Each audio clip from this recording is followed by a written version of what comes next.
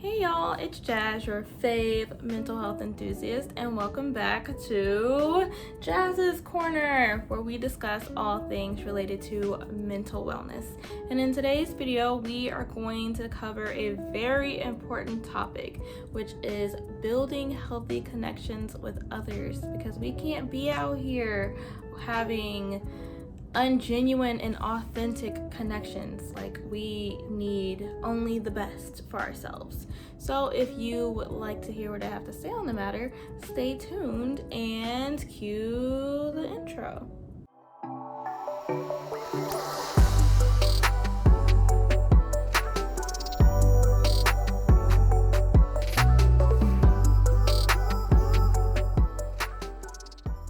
Now that that's out of the way, let's get into it. So it's actually really interesting because in my previous video on protecting your energy, the first part of the video was set up like science class, and the first part of this video is set up like cooking class. It's like, wow, all of these things that I'm definitely not certified to be doing, but I'm doing it anyway. Because when it comes to building healthy connections, you got to do the cooking by the book, like they said in Lazy Town. You got to get the best of the best ingredients, and you got to review the recipe, and I'm here to help you do that. So let's get it going. So for the purposes of this video, I am going to imagine that you were asking me, Jazz, what are the ingredients of a healthy connection? And I'm going to start off with the first ingredient, which is that you both are able to communicate openly about your thoughts, feelings, and emotions. Life is tough sometimes, and there might be times where we want to be able to talk about it with the people who are in our lives. And so if we don't feel like we can't open up about the things that we feel most vulnerable about, then that might be an indicator that either the level of trust isn't there, or something a bit more unhealthy is going on. For example, if you tried to open up to someone previously and they kind of like shut you down and didn't want to hear what you had to say. The second ingredient is that you are both separate beings who come together for a mutual purpose. So whether that purpose is friendship or being in a relationship, it is key that both individuals in that connection have separate identities and feel as though they can spend time apart from one another without it damaging the connection. So an example that I like to give is if you are in a friendship or relationship and you spend every waking moment with that person. Of course, when the connection is first beginning to establish itself, you want to spend time with that person because you want to get to know them. But if it's gotten to the point where you are spending all of your time with them and you're not letting that connection breathe a little bit, then it could do more damage than good to the connection. If you never let the connection breathe, then you could lose your own sense of identity and feel as though this person, nothing exists outside of this person. Like, without this person, you are nothing. And that is very dangerous territory to be in. So it is very important that even if you love this person, y'all are really great friends, to take that time and just be apart from one another. Like, it is okay to have your own life. I very much promote that in my own friendships. It's like, we'll come together and we'll have a great time, but I respect the fact that they are off doing their own things when we aren't hanging out. The third ingredient of a healthy connection is that you are able to engage in conflict resolution with one another. This was a very interesting lesson for me to learn because there were connections from my adolescence and early adulthood that either tapered off or self-destructed, fizzled out, because we lacked the conflict resolution skills needed to adequately address what the issue was. So I bring that up to say that any relationship worth having is going to experience some degree of conflict, even if it's just I'm a waffles person and you're a pancake person. Sometimes we're just gonna have to agree to disagree and set those mental boundaries and know when to call a spade a spade. Is that how that saying goes? I don't actually know. I don't play cards. Anyway, one thing to keep in mind as a side note is before you decide to be Captain Save a Connection, know that sometimes if the connection is unhealthy, then it just does not deserve that time and energy that is needed to actually save said connection. So if you are thinking about your own personal life when reviewing this video, listen to some of the other ingredients that I speak about that go into a healthy connection, and then make that decision on whether a connection is worth saving. Because we can have all the love in the world for somebody, but if the connection is unhealthy, it's a no for me. The fourth ingredient is that you have a sense of connection and trust for one another, because trust is the foundation upon which relationships and friendships and connections in general are built. If there is not a sense of trust, then it is very likely that the connection will not go very far. The fifth ingredient for a healthy connection is that in the connection, there is room for both individuals to grow, because we as individuals are always growing and evolving. And if we feel as though there is no room in the connection for us to do that, then it could bring the connection to a standstill. So for example, if I met you like 6 years ago, so much has happened in those 6 years to where, you know, I might not be the exact same person that you met 6 years ago, and I wouldn't expect you to be the exact same person that I met 6 years ago. But what distinguishes a healthy connection from an unhealthy connection is that you both are able to recognize that and leave that space for one another to grow into who you are becoming. And sometimes what limits a connection is if we keep trying to trap ourselves, or we keep feeling as if we are trapped into being who we were when the connection first started. For example, like I do have friends from middle school, but I only have like a couple of friends from middle school because I have changed so much since middle school that if I was to engage with people that I went to middle school with, they would likely say like, oh, you're so different. And it's like, well, yeah, that was a very long time ago. I was hitting puberty and now I'm not. So aside from things like that, just like the given changes that we go through as people, if I'm in a connection and you keep expecting me to be that person that I was before X, Y, and Z happened, then like, I'm sorry, I most likely will not be able to fulfill that request because X, Y, and Z did happen. Whatever that means for me, whatever that means for you, there are things that you've gone through in your life that have shifted who you are as an individual. And so in connections, there needs to be some space for that. I'm not saying that like the person goes out there and they start wilding out here and they're like a completely different person and they start acting brand new. That's not what I'm saying. But I am saying that in the connection, there needs to be a certain amount of patience as we continue to grow into who we are becoming as people. With that being said, there is the possibility that you two could grow in different directions. And that doesn't mean that the connection is unhealthy.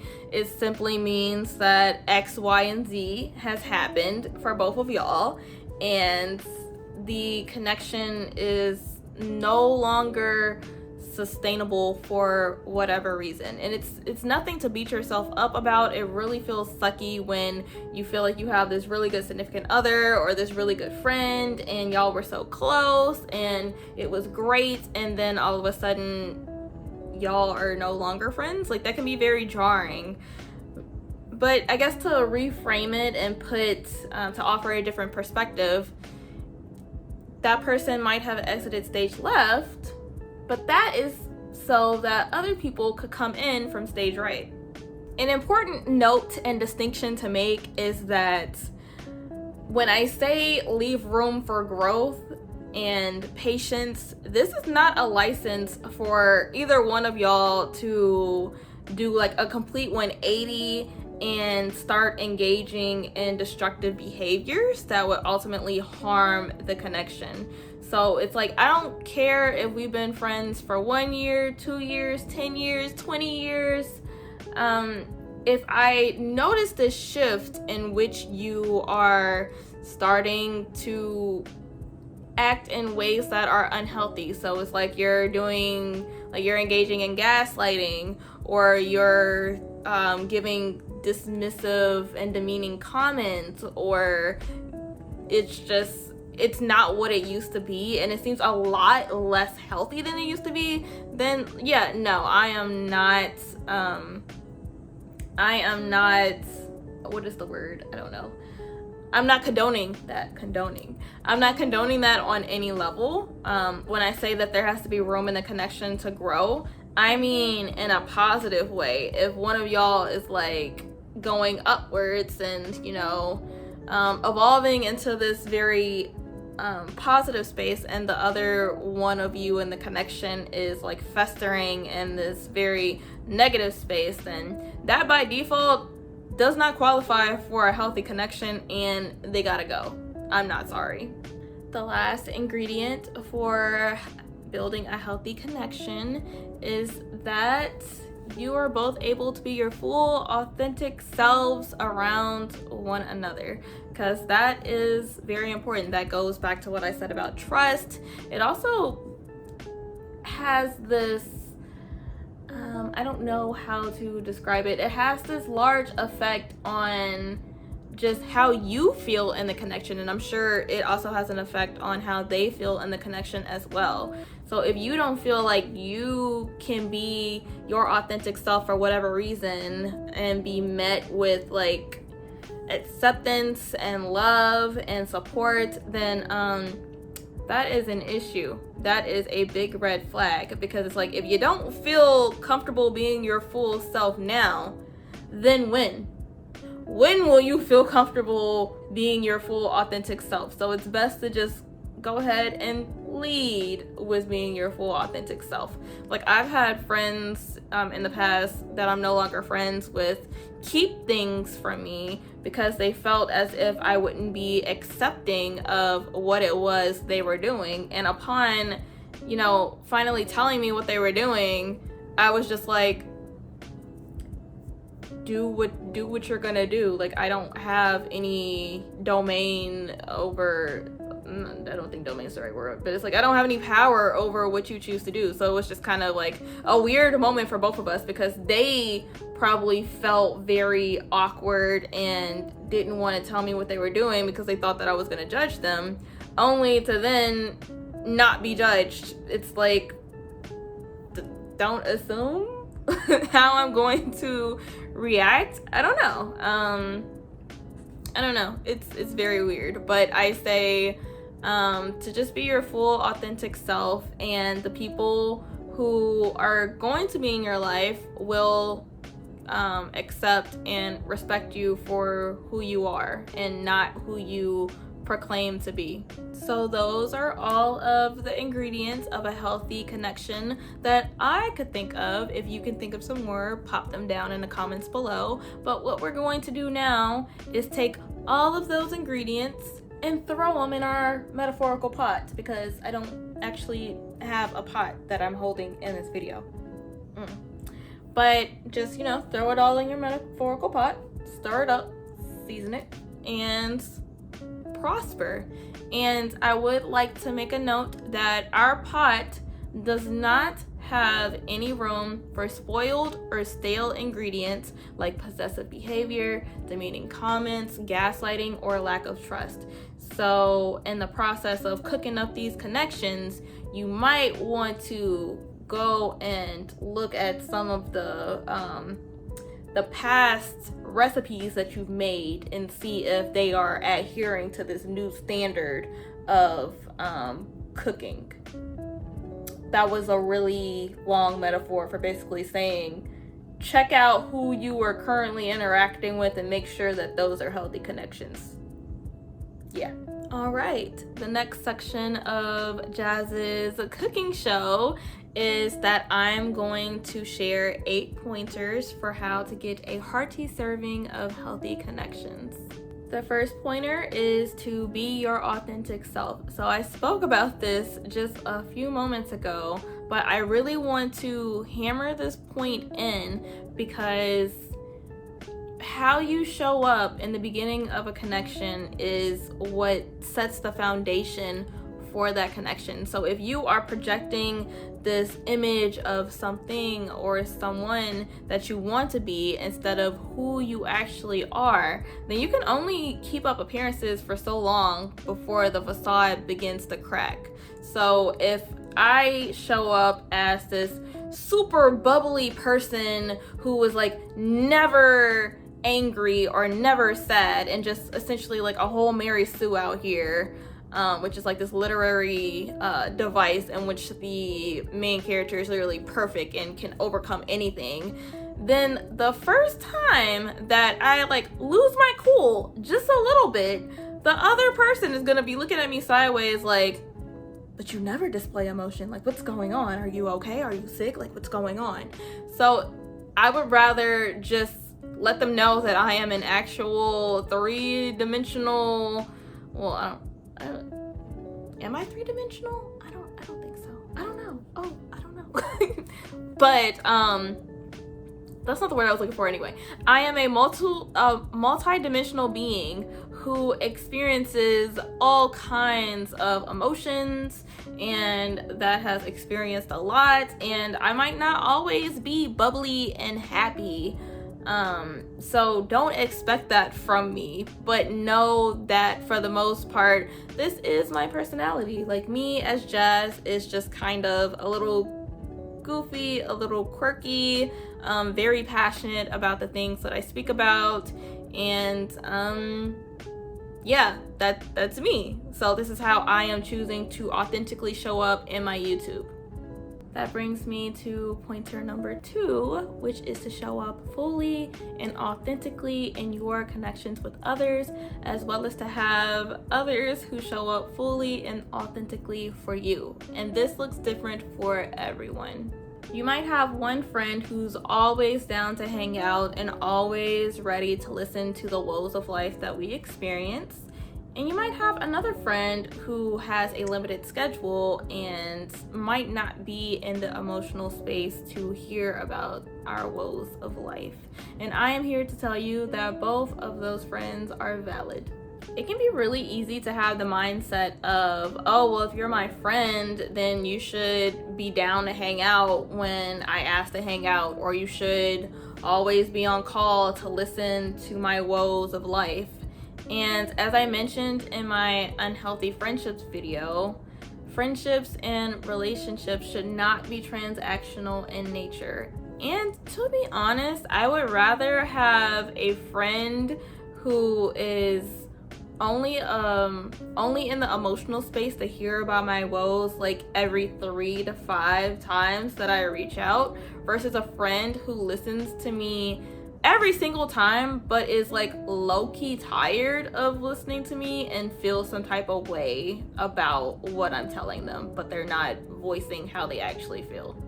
I used to take it really personal when my friends weren't in the emotional space to I guess listen to my woes of life, you know, as a adolescent who is going through many things, because you know, it's like we're all experiencing this and sometimes you just want to talk it out, and even in like early adulthood, because there's just so much that is going on when you were in the process of trying to grow up.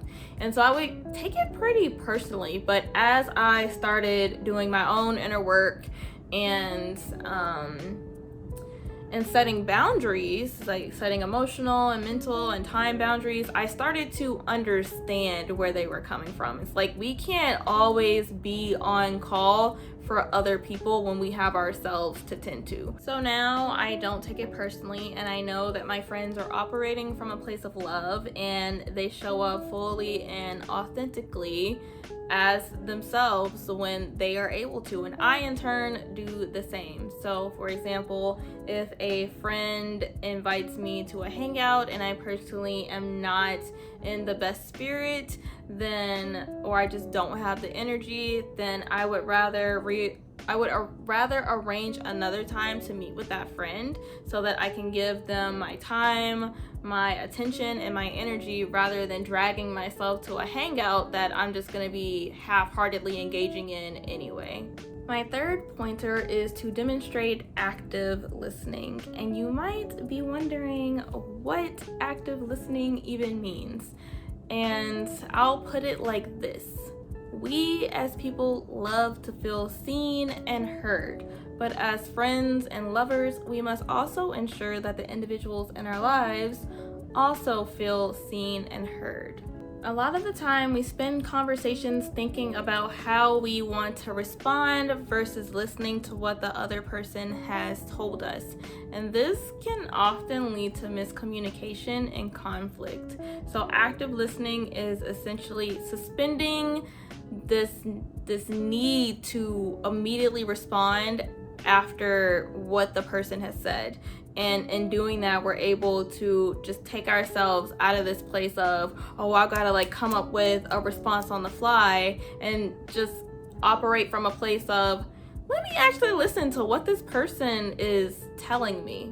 Pointer number 4 is respecting boundaries, because in line with demonstrating active listening is respecting others' boundaries, because we will want our boundaries respected, so we should respect other individuals' boundaries if they have vocalized them. All right, y'all. Pointer number 5. This might feel like a personal attack to some of y'all, but it is to be mindful of your trauma responses. If you have ever been in a bad friendship or a relationship that had all kinds of warning signs and red flags, then it is possible that you could have picked up some trauma responses along the way, to where if someone's behavior even slightly mimics the original problematic individual's behavior, then it can trigger us to act in ways that serve the purpose of protecting ourselves, but that can also have the unintended consequence of pushing others away. Because in some instances, we develop those trauma responses to protect ourselves and to feel safe. And someone in my life at some point told me, does this trauma response still serve the purpose that it needed to serve at that point? And what she meant was, if I'm always putting a wall up against every single person that tries to meet me, is it still serving that original purpose that it did when I was in that unhealthy connection? Likely not. At this point, it's just driving other people away, and then they don't want to make an effort to like break down this wall. So in this regard, it is important to make sure that you are working through your own stuff so that you aren't projecting any unhealed trauma onto other individuals.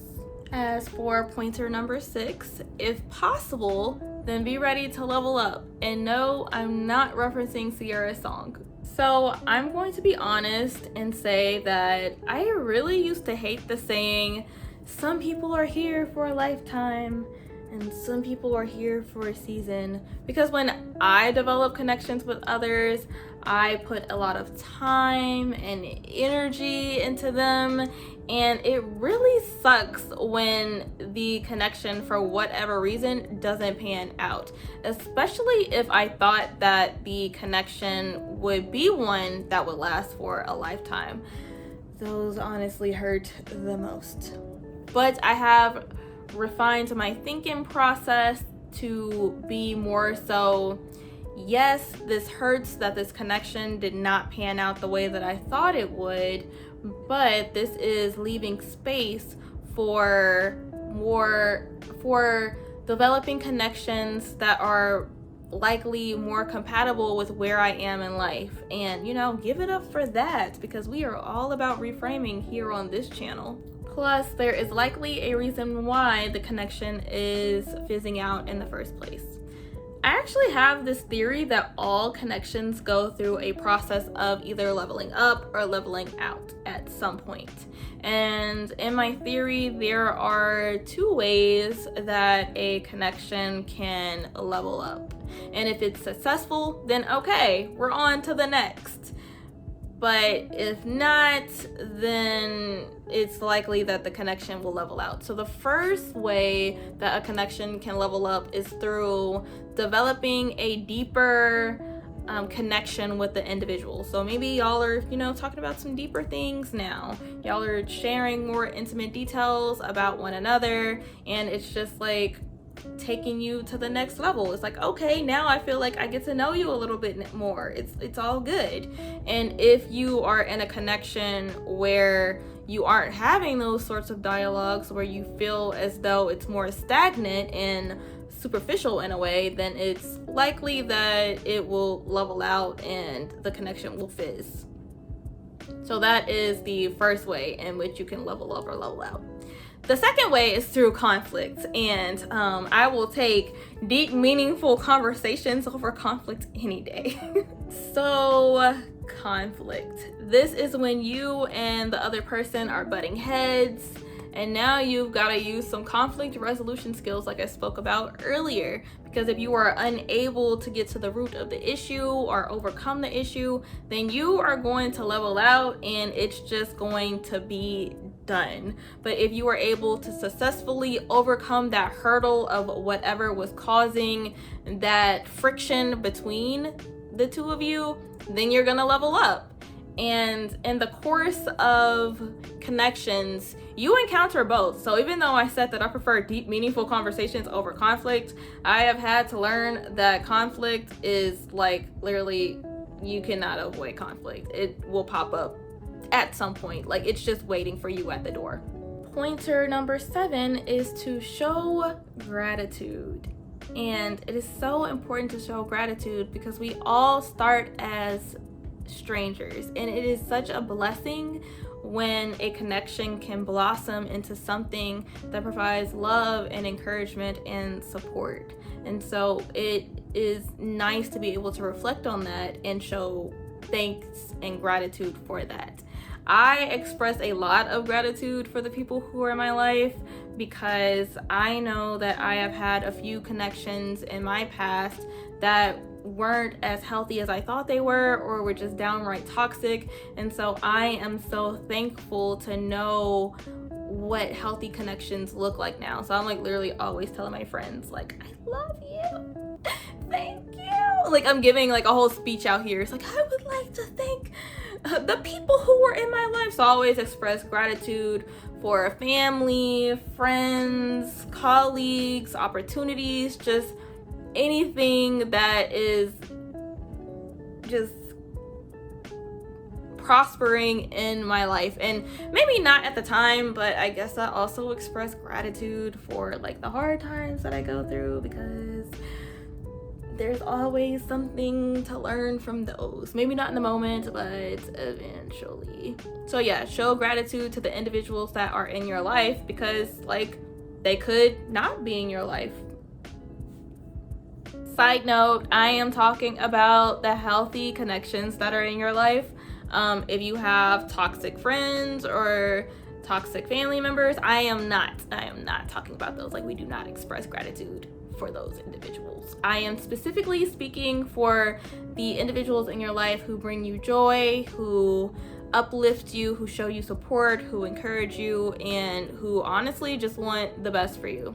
Yeah, I was reviewing the last clip and it kind of seemed as if I was making a blanket statement like, yeah, we have to show gratitude for everything in our lives. And I'm just like, yeah, but no, it's like I'm more so saying to put a spotlight on those people who really are just out here holding you down and being just uplifting influences in your life.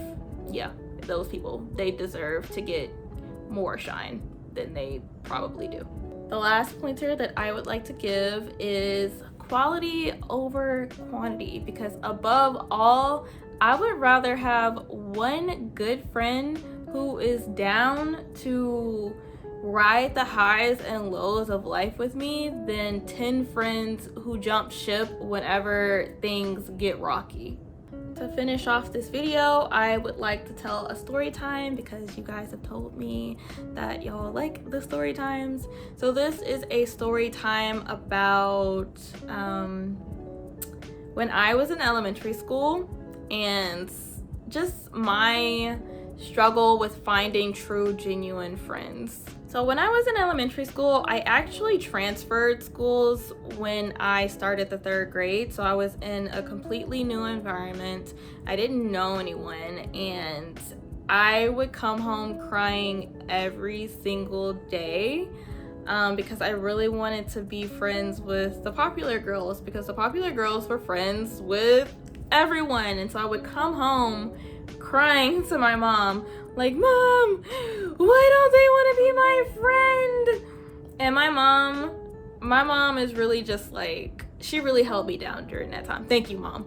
My mom literally would tell me, she's like, "Why do you want to be friends with them?" And I was just like, "Because they're popular. Everybody knows them, and I'm the new kid on the block, and I don't have anybody to play with at recess." And my mom was just like, "Well, you..." my mom, I'm just gonna keep it real. My mom was like very straight to the point. She was like, "Are they as smart as you?" And I was like, "No." And she was like, "Do they make good grades like you?" And I was like, "No, they make D's and F's." And my mom was like, "Then why do you want to be friends with them?" And I was like, "Because they're popular." And my mom was just like, "Honey, everyone is not your friend." And at the time, I didn't understand that. But I mean, clearly I do now. But at the time, I didn't understand that. All that mattered to me was that I just wanted someone to play with at recess, and they had everyone to play with at recess. Alas, I listened to my mom and thought about it, and for the entire year of 3rd grade, I just minded my business and kind of stayed to myself. There would be times where the teacher would come over to me like, "Hey, you look pretty lonely over here." And I was like, I mean, you know, just chilling. So for most of 3rd grade, I didn't really have any close friendships. There were people that I talked to, but I didn't feel like that connection. I didn't feel like that spark. So cue 4th grade. I'm 1 year older. I'm 9 years old. I'm wise. I know all. Absolutely not. So in 4th grade, I met my childhood best friend, and she was the new kid on the block. She had actually come from another school, and she didn't have any friends, and I kind of picked up on that. And so, you know, I just kind of introduced myself, and we really hit it off because we were a lot alike, and we had a blast for all of 4th grade. It was almost as if, you know, like we were really meant to be friends. And it really was nice that after a year, after like a full year of like not really having any strong connections with anybody, I was able to have this one friend who just got it and got me. And we had so much fun together. And honestly, even though we're not as close now, like we're still cool, we still chat every once in a while. Even though we're not like super close now, she honestly taught me the value of genuine friendship, because I spent all of 3rd grade chasing after these people who wouldn't even give me the time of day. And then, you know, eventually I found that one person who was down for like whatever with me. Anyway, the moral of the story was, once I realized that I had found a good friend in this individual, I was no longer concerned with having the most friends, because like, this was my girl, this was my friend, and we were having an absolute blast. So when I say quality over quantity, you could have all the friends in the world, but will they truly be there when, as you continue to progress through life and go through the many hardships of life? So yeah, I don't have like a neat way to wrap any of this up. So that brings me to the end of another video, and thank you so much for making it this far with all of these distractions. It took me so long to film this video. I mean, it usually does, but it definitely took a lot longer. But I would love to hear in the comments below some of your thoughts about what I said. And if you liked what I had to say in this video, please consider giving the video a thumbs up, as well as subscribing for more mental wellness content. And I will pop my Instagram over here if you would like to give that a follow. But that is about it from me. So Jazz out. Don't forget to drink some water and give yourself a hug.